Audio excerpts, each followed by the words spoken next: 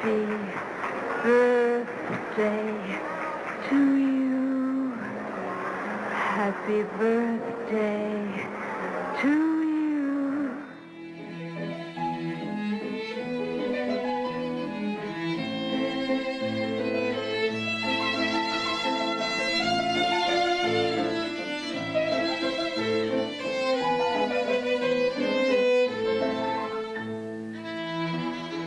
Welcome to Cineversary, a new podcast that celebrates a milestone anniversary of a cinematic classic. Every month we wish a happy birthday to a different film currently observing a joyous jubilee, everything from a 20th all the way up to a 100th anniversary. I'm your host, Erik Martin, creator and moderator of the Cineverse film discussion group that meets weekly in the Chicagoland area. Now this month we're going to be commemorating the 60th anniversary of Touch of Evil, directed by Orson Welles. And like any good birthday party, we invite special guests to partake in the commemoration. This time around I'll be joined by Jonathan Rosenbaum, former head critic of the Chicago Reader, author of several books on cinema, and consultant on the 1998 re-editing of Touch of Evil, as well as the 2018 completion of Welles' movie The Other Side of the Wind. Together, we'll discuss why Touch of Evil is worth celebrating all these years later, its cultural impact and legacy, what we can learn from the picture today, how it stood the test of time, and more. But first, here's a bit of background on our spotlight picture. According to Wikipedia, Touch of Evil is a 1958 American film noir written, directed by, and co-starring Orson Welles. The screenplay was loosely based on the novel Badge of Evil by Whit Masterson. Along with Welles, the cast includes Charlton Heston, Janet Leigh, Joseph Kalea, Akam Tamiroff, and Marlene Dietrich. One of the last examples of film noir in the genre's classic period, its reputation has grown since its release, and it's now widely regarded as one of Welles' best motion pictures and one of the best classic-era films noir. In 1993, it was selected for preservation in the United States National Film Registry by the Library of Congress as being culturally, historically, or aesthetically significant. Wikipedia reports that there are two stories as to how Welles ended up directing Touch of Evil. Charlton Heston recalled that Welles was originally hired to act in the film only and not to direct or write. Universal was keen to secure Heston for the lead, but he wanted the studio to confirm the director before he signed on. Now, after learning that Welles was in the cast, Heston expressed his greater interest in starring if Welles were directing. The other story is that Welles had recently worked with producer Albert Zugschmidt, he was known as the King of the Bees, on a film called Man in the Shadow and was interested in directing something for him. Zugschmidt offered him a pile of scripts, of which Welles asked for the worst, to prove he could make a great film out of a bad script. At the time, the script was called Badge of Evil, after a Whit Masterson novel on which it was based. Welles did a rewrite and took it into production. After a decade in Europe, during which he completed only a few films, Welles was eager to direct for Hollywood again, so he agreed to take only an acting fee for the role of Quinlan. Welles wrapped production on time and delivered a rough cut to Universal. He was convinced that his Hollywood career was back on the rails. However, the film was then re-edited and in part reshot by Universal International Pictures. The editing process was protracted and disputed, and the version eventually released was not the film Universal or Welles had hoped for. It was released as a B movie, the lower half of a double feature. The A movie was The Female Animal, starring Hedy Lamarr and produced by Albert Zugschmidt and directed by Harry Keller, whom the studio had hired to direct the reshot material in Touch of Evil. The two films even had the same cameraman, Russell Meddy. Welles' film was given little publicity despite the many stars in the cast. Though it had little commercial success in the States, it was well received in Europe, particularly by critics like future filmmaker Francois Truffaut. The film opens with a single uninterrupted tracking shot that lasts 3 minutes and 20 seconds. Now, this is widely considered by critics as one of the greatest long takes in cinema history. Today, Touch of Evil is regarded as one of the best film noir movies of all time and one of Welles' greatest directing efforts. It currently holds a 96% certified fresh rating on Rotten Tomatoes with an average critical rating of 8.9 out of 10. To set the scene, perk your ears up for the original trailer.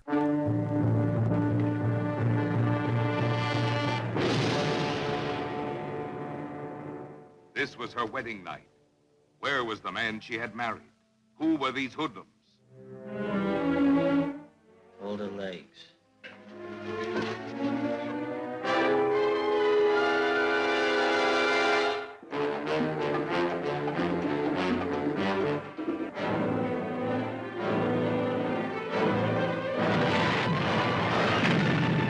Starring this outstanding cast: Charlton Heston, Janet Leigh. I could love being corny if my husband would only cooperate. Orson Welles, co-starring Joseph Kalea, Akim Tamirov, with guest stars Marlene Dietrich, Zsa Zsa Gabor. What are you trying to do? We're trying to strap you in the electric chair, boy. Only the offbeat, original, creative powers of Orson Welles could bring you so suspenseful, so gripping, so different a drama of love threatened by vengeance. Mike may be spoiling some of your fun. Mike? My husband, yeah. And if you're trying to scare me into calling him off, let me tell you something, Mr. Grandy. I may be scared, but he won't be. Of a struggle between titans.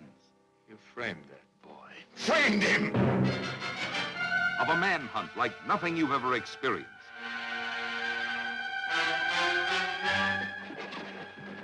You're caught now. I'm a husband. What did you do with her? Where is my wife? My wife!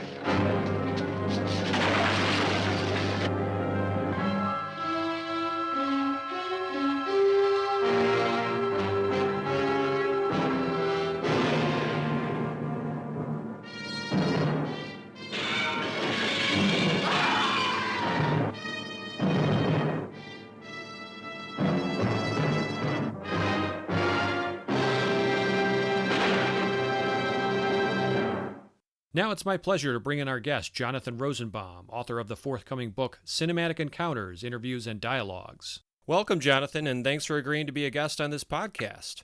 Glad to be here. So how did you get involved in re-editing Touch of Evil back in the 1990s, and what was your experience like working on the project? The way I got involved was that I was asked by Oya Kodar to edit the book, This is Orson Welles, that was an unfinished but mostly done project by Peter Bogdanovich and Orson Welles. Well, actually, Welles maybe even more than Bogdanovich. And one of the important documents that was part of, this huge 1,300-page manuscript was about roughly two-thirds of a memo that Welles sent to Universal, in which he basically said, this is your film, not mine, but I think your film would be better if you made these changes in the editing. And basically, they'd followed a few, but mostly they'd ignored them. So it seemed to me a very important document because Welles was actually showing his own artistic motivations, which is something he rarely liked to do or, was willing to do. And so I approached American Film, which came out at the time, and Film Comment, and they were both, to my surprise, completely uninterested about publishing it. But then I went to first a French magazine that I write for to this day called Trafic, and to Film Quarterly, and they were both very interested. So they both published this document, the French magazine, of course, in French translation.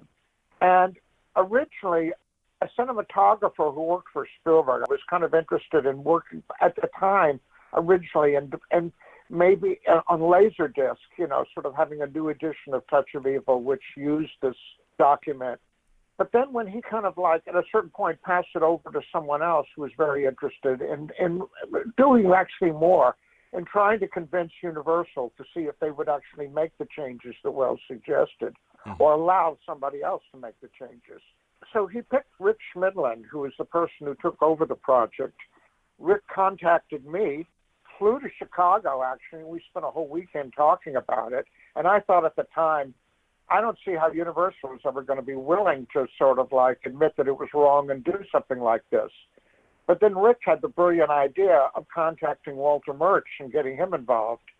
And of course, once you had an Oscar-winning editor on the project, and also once Universal was convinced they could do it for very low cost, they agreed.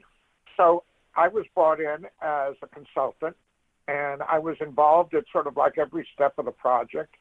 I think Rick did a terrific job, and I'm very pleased with the results. I learned a lot from the whole experience because there were a lot of suggestions Welles made that didn't make a lot of sense to me or I didn't agree with until I actually saw the results, and then I suddenly realized the results really worked, but not in the way that even Welles proposed, because he was trying to convince the studio brass of certain things. He wasn't necessarily giving his own reasons for certain, always. But whatever, I think the changes that he had in mind, to my mind, did improve the film. Some people disagree, which is okay. We never wanted our version to replace the other versions. We just wanted it to be out there as a possibility. On the home video release, at least, there are multiple versions. You have the original theatrical as well as the reconstructed version, correct? That's right, and that's the way we wanted it to be. So I'm very happy with the fact that Universal actually released all three versions. One thing that was very funny, though, is that we were very clear about the fact that what we did was not a restoration. It obviously, you can't restore something to the way, restore means bring it back to the way it was, and it never had been like this. And we couldn't call it a director's cut because Welles never had a director's cut on this film. Mm-hmm. But Universal wanted to actually use both terms at one time or another. So at least especially restoration. So I said, what if I put it in quotation marks? And they said, oh, no problem. So it's like, because they basically see those terms as advertising terms, not as scholarly descriptions, which is unfortunate because an awful lot of people get misled by these terms. That's how I got involved, and I was very happy with the way I would say most of the work I did was both preliminary, which included even sending, like things like radio shows to Walter Murch to indicate certain Welles' ideas had about sound, and then later on I was sent on video, this was before DVDs, the work print that Walter put together. And I just had a chance to look at it once or twice and to give my reactions on the phone to Rick. And there were two things that I objected to. And as it turns out, both of my suggestions were followed, even though in one case it went against Walter Murch, actually. So it was a truly collaborative effort. Yes, it was truly collaborative in the best way. It was a wonderful experience for me because I got to spend a lot of time with Janet Leigh, it just turned out, who is, actually someone I'd been practically in love with since at the age of 10, who is a wonderful person to hang out with. Although I never actually met him, I did have some very congenial correspondences and, and phone conversation with Charlton Heston, who, by the way, the whole existence of this version we owe to him because Universal had not even bothered to keep the memo that he had. Charlton Heston was the only one who had the complete version of the memo. Wow. So we were finally able to bring that out. The complete version is unfortunately not available in This Is Orson Welles, although it is in the second edition you can have to. But the whole thing is available now from Universal on the Universal DVD and Blu-ray, so you can find it now, the full version. Right, and that's important, of course. So aside from your involvement in the project, why is this movie important to you personally? What do you like about it? I think that it's one of the things that ways it also even clarifies some of the virtues of The Other Side of the Wind, is it's very politically ahead of the curve, and also very politically incorrect. I mean, Touch of Evil is a film that actually traffics in, some of the worst stereotypes we can imagine about, like Mexicans and drugs and all sorts of things. It almost like goes along with the cliches, but in a very complicated way, because it's basically interested in challenging an audience's preconceptions about all of these things. What's interesting is that when I saw the film when it came out, it meant almost nothing to me as a teenager. I mean, it just seemed to me another, like crime movie. I didn't really. So, and the point is, if you look at the original reviews it got, they weren't really aware of all the things that the film was doing. It was basically saying, well, it's okay, but it's not Citizen Kane. And of course, when other films would come out later, they'd say, well, it's okay, but it's not Touch of Evil. It's like, right. I mean, that's the kind of thing that would happen. I think it took years for people to start really appreciating how complex and interesting it was. And I think this is also going to be true with The Other Side of the Wind. I think that Welles, even if we look at what the original reactions of most people were to Citizen Kane when it came out, when people back then did not consider it a Hollywood film the way they do now, and that we can owe to Pauline Kael, basically convincing a lot of people that it was just another Hollywood newspaper comedy or something. But I think that what's really interesting is that people don't realize, the same thing was true with Kubrick, that the initial reactions to a film don't tell you that much usually, and you have to wait for a while before it sort of settles in and people start to figure out what it's doing. And I think that Touch of Evil needed a good while for that, even though on the surface, to me as a teenager, it was just another crime, another crime movie. Mm-hmm. Where does this rank for you in terms of Welles' filmography? I don't know. I would put Emerson's and Chimes at Midnight up at the top, probably. Citizen Kane and Touch of Evil maybe right below that, and maybe Othello too. I'm not sure. They change all the time, and that's the thing. We can't sort of give it a fixed place because I think works of art that are living and alive, keep changing for us. They're not the same thing from one moment to the next. So that's true, and you discover new things about a movie when you watch it again, right? That's right. So I think for that reason, I'm very reluctant to sort of give very precise rankings. I think it's more normal for these things to change all the time. Sure. Well, let's dig deeper, Jonathan. Why is Touch of Evil worth celebrating 60 years later? Why does it still matter, and how do you think it stood the test of time? Well, one thing is it couldn't be more up to date in terms of all the obsession that some people in this country have with borders and with Americans versus non-Americans and what that means, and even a whole notion of what kind of people Mexicans are. Some of this is even reflected in the film because you get on the one hand Charlton Heston playing a Mexican, which of course is politically very incorrect. And then you have all of these other types, and you also have Hakim Kamarov, who's Russian, playing a Mexican. But on the other hand, you have people, who are sort of living up to the kind of worse negative stereotypes of Mexicans. It seems to me that the film is basically dealing with those prejudices and also with the multicultural aspect. It's a very complicated view, and it's also a very complicated view of America.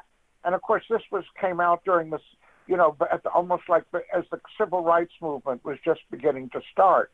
Mm-hmm. And although it's not about black people, it still is very much about prejudice and biases. So it seems to me it's a very up-to-date film in all the stuff that it's dealing with. Yeah, for my part, I think it still matters because it's such a strange and unconventional film that defies Hollywood classicism of the time.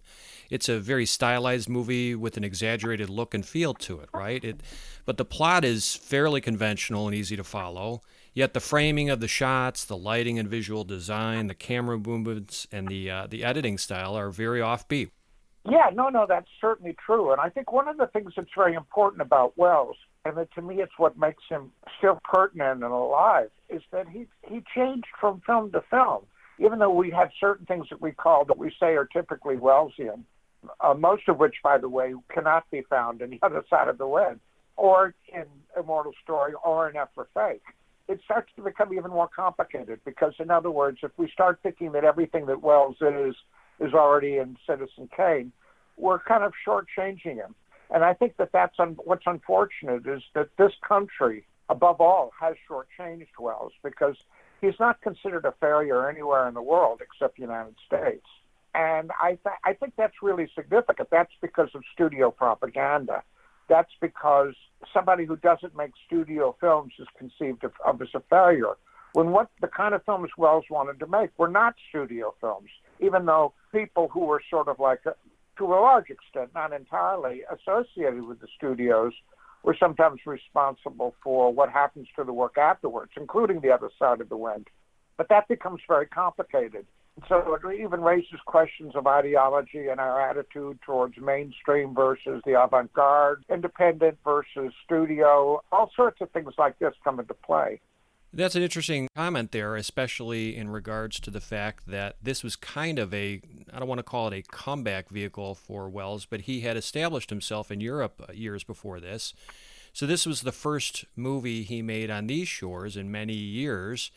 And it's interesting that, again, we have kind of a B-movie, a pulpy kind of a story. Basically, the way the film came about is Charlton Heston was being offered the project and was told that Welles was going to be an actor in it. And Heston said, well, who have you got as a director? And when they weren't even sure, he said, why don't you get Welles to do it? And so they already had a novel and stuff like this. And Welles basically, once he got offered the idea of being, the director, said he would do it if he could also rewrite it. And so he then inherited, this project from Universal. That's right. I think it's also compelling due to its deliberately cheap, tawdry, and pulpy mise-en-scène and its story. So Welles essentially turns a trashy contemporary pulp novel into poetry here. Also, I think fans admire the hyperbolic extent to which Welles isn't afraid to depict himself as a morbidly obese, repulsive, sweaty, and washed-up shell of a man. In essence, he's caricaturizing himself and commenting on how far he's fallen from grace as a formerly hot property in Hollywood. And that degree of self-effacement takes guts, no pun intended. Well, yeah, although it's important to say that he actually did put in a lot of padding. In other words, he made himself look more grotesque than he would have. That's true. Much more. In fact, he even told a story about how he was giving a dinner party for some of his producer friends, including people like Sam Goldwyn. And he was working. He was while he was shooting Touch of Evil, and he came in his costume. And everybody said, "Orson, you're looking great. Never looked better." And it's sort of like he thought it was hilarious because he wasn't that fat then. He wasn't that over the hill. It was like he made himself look that way for the part. See, one of the things that also complicates our view of Welles is that he often was a harsher critic on himself and on his self-image than anybody else was. And he also did a lot to degrade his own image in the mainstream because, like in the 30s and 40s especially, but also in the 30s, he would appear on radio shows as, the intellectual and play it in a way that kind of like humiliated him as an intellectual. Because Americans love to humiliate or try to humiliate intellectuals. Mm-hmm. And he went along with that for years and years because he really considered himself a member of the mainstream. But he suffered because of that, because his commercial appeal was as an art house director. And he didn't accept that as a kind of self-image. He saw himself still in the mainstream, even though his films didn't make, the kind of money that mainstream films did, except for maybe The Stranger, which was his least, characteristic and most commercial film.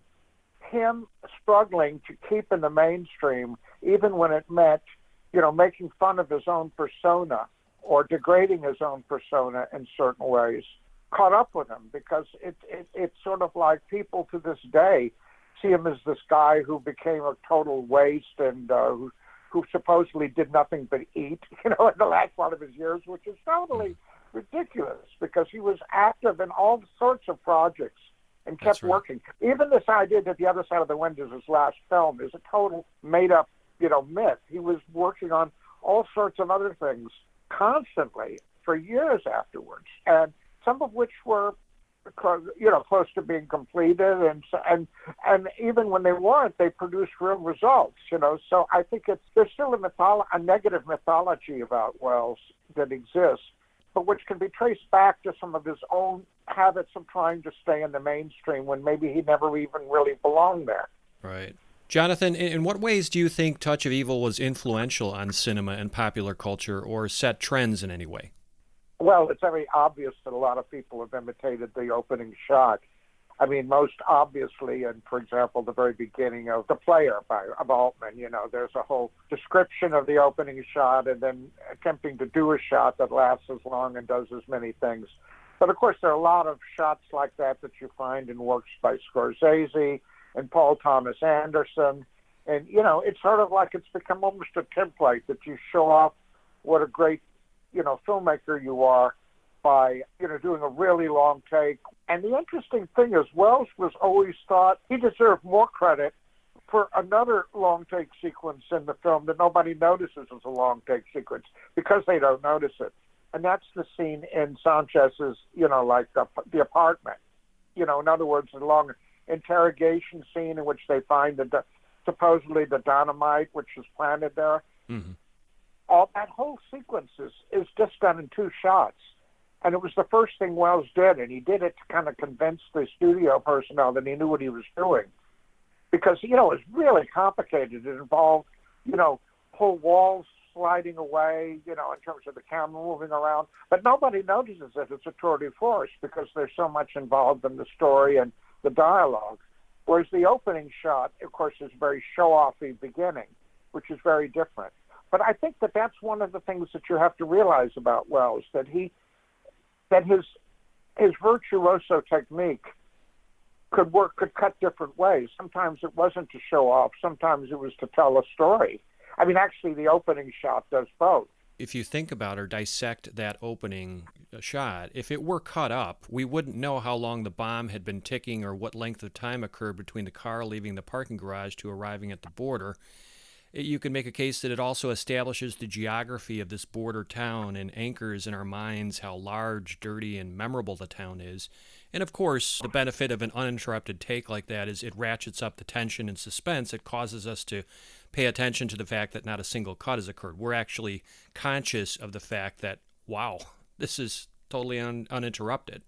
Right, but of course there are also still disagreements about this shot because, I mean, for example, Brian De Palma and others have told me that, he prefers it with the studio music on top of it. And of course he would, because his own homages to that sequence, sort of imitate the studio version, not the version that Welles originally wanted, which is where you hear all these different sounds going on in the street, which were restored, because when you took away that music, there were sound effects that you could hear. So in some ways, that was almost one of the only things that we did in our version that could be called a restoration, because it was restoring the sound elements to a sequence where they'd been removed. And of course, people could also argue that when you have those sound effects in the opening shot, that diminishes some of the suspense, because of course the Mancini music juices it up. But I actually think that it's a more complicated sequence when you hear those other sounds, because it's not just suspense, it's exposition. It's very complicated, actually, the differences, it seems to me. I would have preferred it if Murch had found a way of retaining that music over the final credits, but he said it didn't work that way.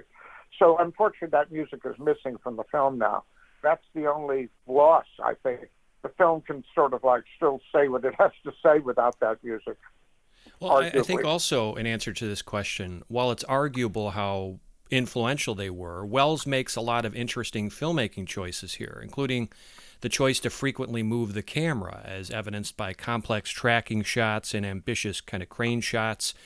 I read that he utilized skip framing. Have you ever heard of this? During zoom shots. I guess it involves removing actual frames of film to exaggerate the effect of the zoom. I believe that may have been used in that close-up of Akim Tamarov's face after he's been strangled. I'm not sure of that. But yeah, there were all kinds of things that Welles employed in the editing. And I think it's also important. Some people say that he didn't have any role at all in the editing of Touch of Evil, but that's not true. I think a large part of the editing is his. It's just that some of it is not, and some of it, and that there were some parts he lost control over. Interesting. You mentioned, of course, Robert Altman's The Player. I read that Brian De Palma's Phantom of the Paradise was also influenced by this movie. I guess both contain the bravura, long, uninterrupted take.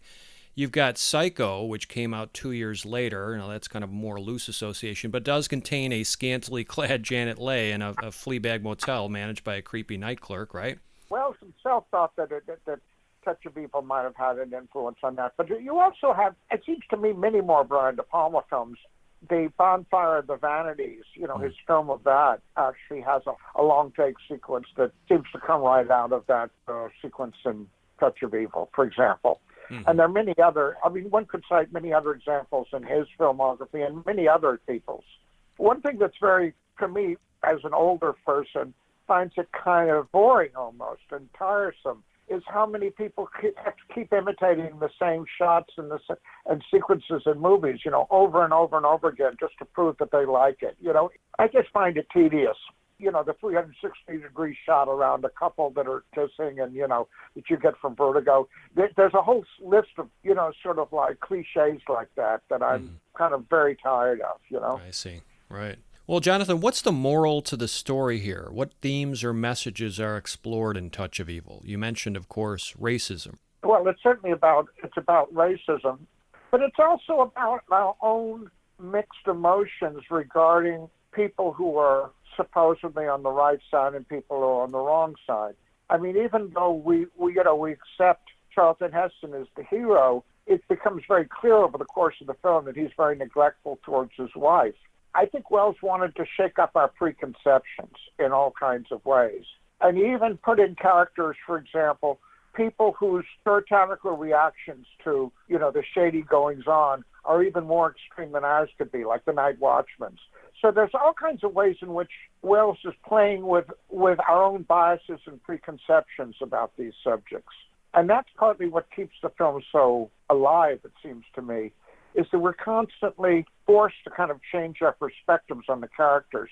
I mean, one of the biggest discoveries I made in our version, which is really incredible, is that Welles requested that we take out a single shot of Joseph Kalea, as Menzies, when it was in the Hall of Records. And Welles said it was just found unflattering to the actor. And in order to cut that close-up out, you had to lose several lines of dialogue. So I was very dubious.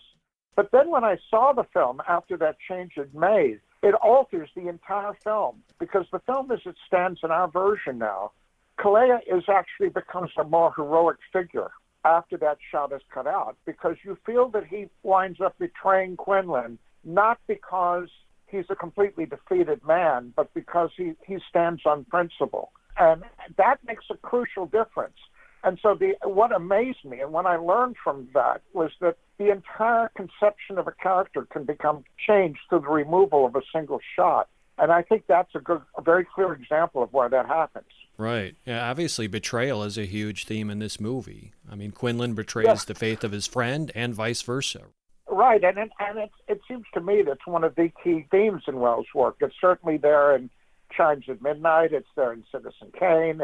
It's certainly there in The Other Side of the Wind, too. I mean, it seems to me that it is one of the preoccupations of Welles' work.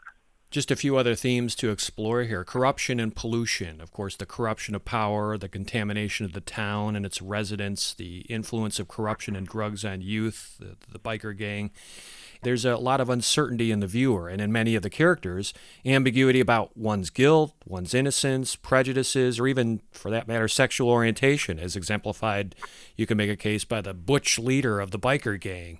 Other themes here: ego and arrogance, which proved to be undoing of Quinlan. Social and cultural ugliness, as personified by the array of grotesque characters, from the nervous nightman to the butch drug pusher to the seedy, balding gangster to, of course, Quinlan himself. Yes. I think what you really get that's kind of interesting is if you think of all the different ways that the characters are stylized, one of the great contributions of Welles to, it seems to me, film culture is to basically broaden the expressive palette in terms of the number of different kinds of characters, different kinds of stylizations of characters we can find within single films.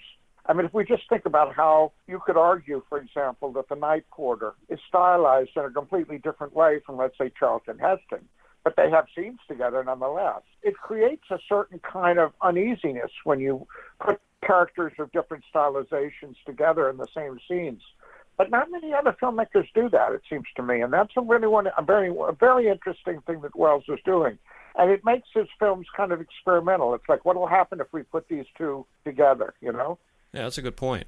I think a final theme here, of course, worth mentioning is, why did they call it Touch of Evil? Well, the evil inherent in every man at any time, how the nature of evil is pervasive. Even when you have good intentions, it can go awry and turn evil. To me, the title of the film suggests that everything, even the best that man can offer, is capable of being touched by evil. Yeah, sure. I think that makes sense. Jonathan, who do you think this film appealed to initially when it was released in 1958, and who do you think it appeals to today? And if that appeal has changed, what does that say about the film's impact, influence, and legacy? It was just a genre film when it came out. And in fact, it was, the point is that Universal didn't give it a chance for it to be... They didn't even show it to the press, which is kind of amazing when you think about it. So it was dumped, in other words. So in other words, it had to depend on screenings in Europe for it to get an artistic reputation. It was pretty much dropped into, the garbage can in this country from the outset. I mean, I can say this because I grew up in a family of my grandfather ran a chain of movie theaters, and they had the main sort of like almost all the theaters in my town and the surrounding towns. But there was one competitor, and it was the competitor who showed Touch of Evil, because they got the Universal films, and Universal was far from being the main studio then. So the point is that it was already guaranteed a second-class citizenship. simply by the fact that it was a Universal film when it came out. It's also significant that Welles never worked for any of the major, the largest major studios, like MGM or Paramount. The closest he got to, like the studio system were Columbia, RKO, and Universal. And, Republic, which was really, almost like further down the line. Sure. I think it's obviously there's a whole kind of way in which the audience of a lot of, in fact, most of what we see is already preset by the distributors, in terms of, and the advertising and stuff like this. I mean, the way the audience gets manipulated like this shouldn't be overlooked. Was the idea of taking Welles as, like an artistic figure is something that was, that was apparent from the outset in most of the rest of the world outside of America.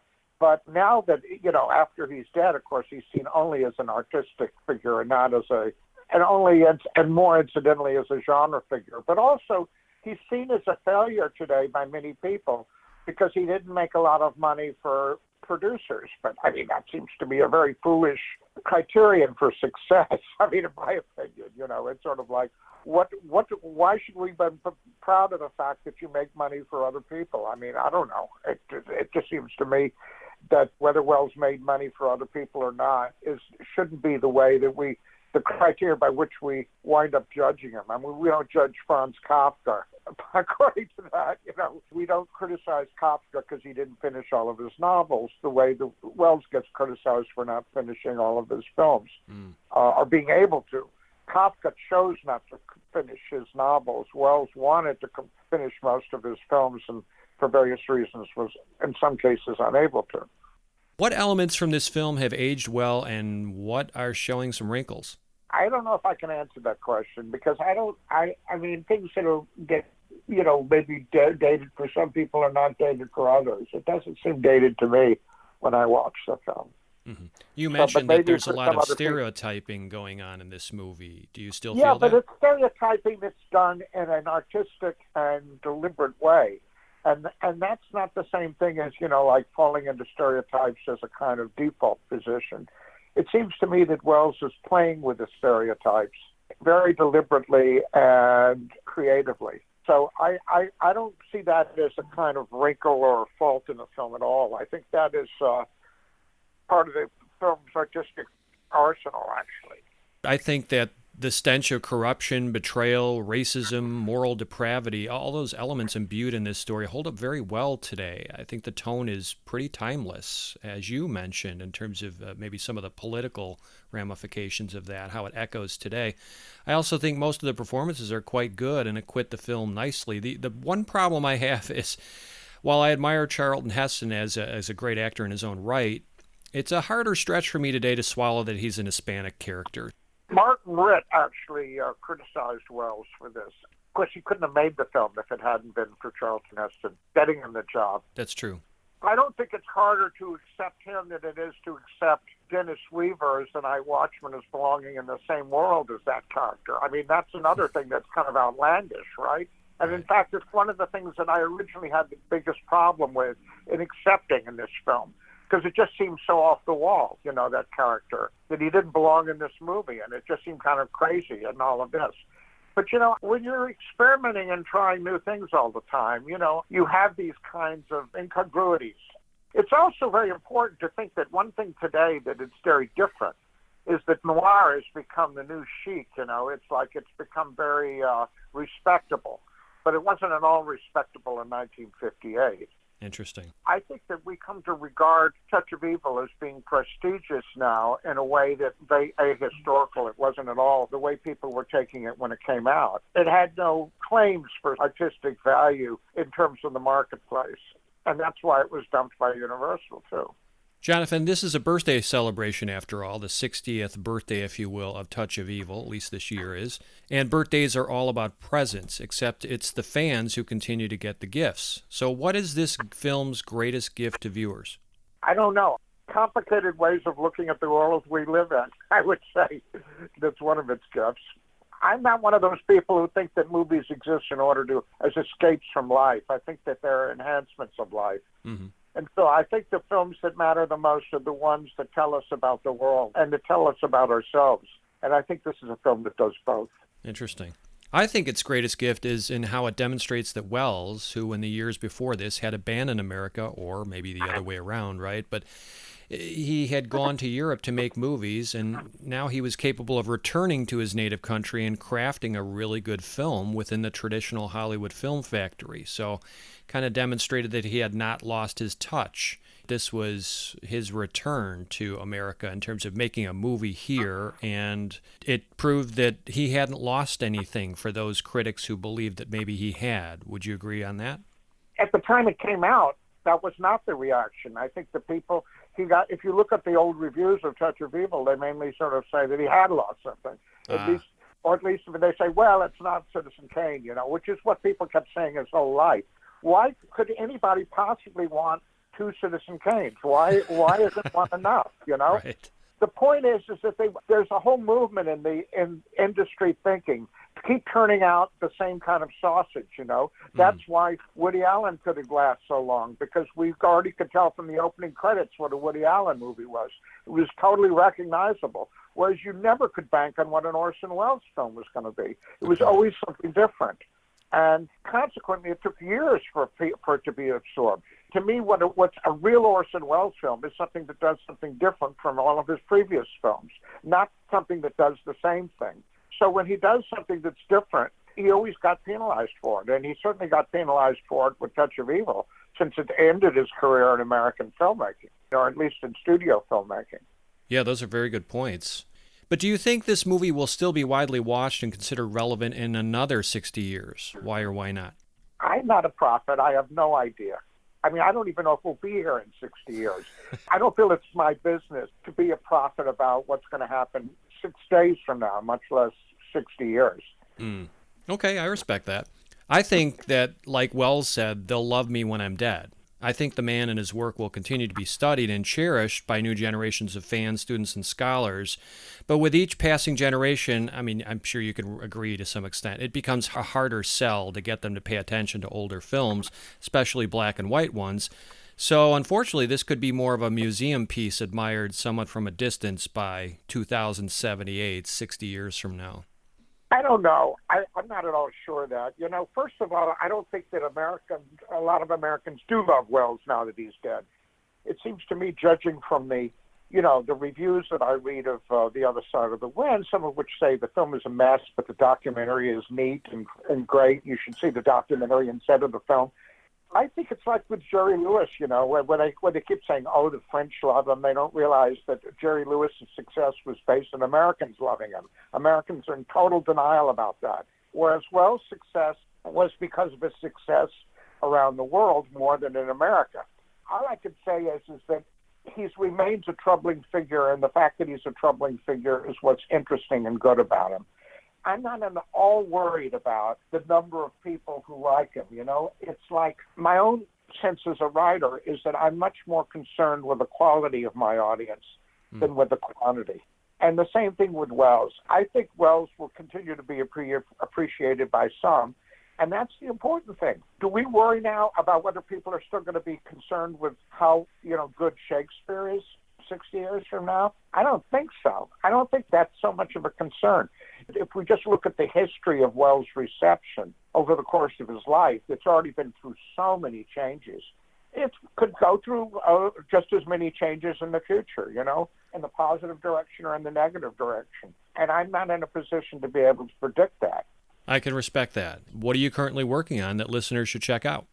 Well, I have 2 new books coming out, both of which, by the way, are connected with Wells in different ways. They're actually 2 volumes of a single collection. It's called Cinematic Encounters, and the first volume is subtitled Interviews and Dialogues, and it's coming out late November this year. And the second volume is subtitled Portraits and Polemics, and that's coming out next May. The first essay in the first volume is my interview with Wells in the early 70s. The last piece in the second volume is my piece about The Other Side of the Wind, which is actually being called The Other Side of the Argument. And I should also mention that I'm going to be teaching a course in Wells at the School of the Art Institute, which will also be a film series open to the public. It will start in late January. We'll cover all of Wells' features, actually, which are now 14 he used to have the same number of features as Kubrick, which is really interesting because, Kubrick is considered a success in America and Wells is considered a failure, even though they made, until recently, the same number of features, 13. Yeah. Now Wells has made one more. And, of course, Wells did zillions of other things, like in terms of theater, radio, etc. I think it's kind of interesting. It's another instance of the way money sort of dictates the way people judge artistic success, which seems to me a very dubious process. Well, Jonathan, we'll keep an eye out for those books that are forthcoming, and of course, The Other Side of the Wind, which debuts on Netflix in just a few days. Yes. Well, it's been a pleasure talking to you. I appreciate your time, and good luck in all your future endeavors. Thanks. Okay, bye. My thanks again to Jonathan Rosenbaum for taking the time to talk to me about Touch of Evil. Okay, before we wrap up, some loose ends. First, my standing ovations for November. This is where I give a shout out to a movie, book, website, TV program, podcast, or other work that I think would be of interest to classic film lovers. So my first standing ovation for this month goes to wellsnet.com. This is a fantastic online portal devoted to all things Orson that was launched 17 years ago by a guy named Jeff Wilson and is currently owned and run by Ray Kelly. I am a regular visitor to this site, which offers the latest news about Wells's films and current events that celebrate his works and legacy. I find it a fascinating read that features exclusive interviews, like, for example, brand new interview just this week with Wells collaborator and friend Peter Bogdanovich, as well as guest posts by Wells scholars like Joseph McBride, and much more. My standing ovation number 2 goes to The Other Side of the Wind, the now completed movie directed by Wells, along with 2 documentaries that accompany The Other Side of the Wind. The first is Morgan Neville's companion feature-length, They'll Love Me When I'm Dead, and the 38-minute short, A Final Cut for Orson, 40 Years in the Making, by Ryan Suffern. All 3 are available for viewing right now on Netflix. If you are a Wells fan, you owe it to yourself to watch these 3 must-see titles. And speaking of must-see titles, how about Touch of Evil itself, which is available on Blu-ray in 3 versions on the same disc. You've got the reconstructed version that we talked about with Jonathan Rosenbaum. You've got the theatrical version as well as a preview version. And this disc is loaded with commentaries and bonus features, and Rosenbaum himself is featured as one of the commentators. Prior to calling it another month, I also want to encourage you to check out a website, cineversegroup.blogspot.com. That's the portal for my Cineverse film discussion group that I launched 13 years ago and which continues to meet weekly in the South Suburban Chicago area. We're a democratic film society that watches and then discusses a predetermined movie that our members pick on a rotating basis.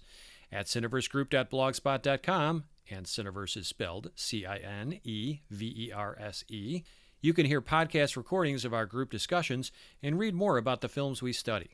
The reason I created Cineverse and this podcast you're listening to is to foster an appreciation for and intelligent dialogue about memorable films. Watching a movie is fun, but to me, interpreting it, talking about it, and sharing opinions and theories about it, that's even more enjoyable. I find the real pleasure is in digging deeper to learn how and why a film was made, the impact it's had on culture, society, and other movies, why that movie has the power to evoke a strong emotional reaction in each of us, and what it can teach us today.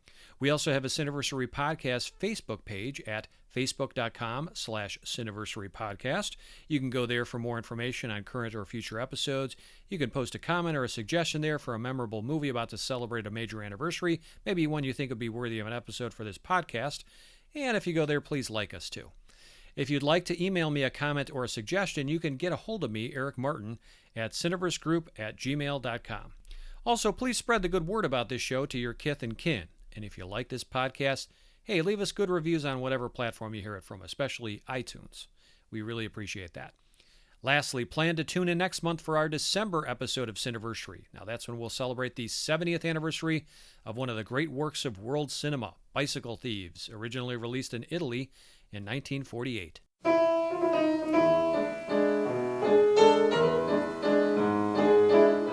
This has been your humble host, Erik Martin, reminding you to butter up that popcorn, live a big screen surround sound life, and cherish those classic movies because they're not getting older, folks. They're getting better. Thanks again for giving us a listen.